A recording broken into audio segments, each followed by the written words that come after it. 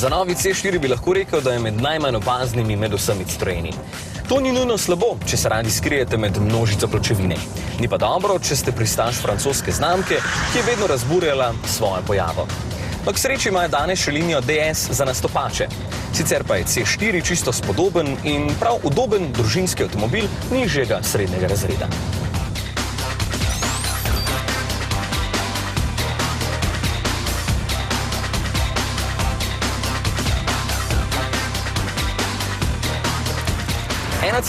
Litrski bencinski motor je zelo dober, vendar se bo večini voznikov zdel prešibak. Rad se zavrti, vendar ima samo 5-stopenjski ročni menjalnik, kar pomeni, da bo glasen na avtocestah. Kljub temu pa zna biti zelo varčen, meni je recimo na poti do Frankfurta poprečno porabil le 6,9 litra na 100 km. Da takšen Citroen ni namenjen hitri vožnji, nakaže tudi zadek, ki ob hitri vožnji v ovinkih postane nemiren.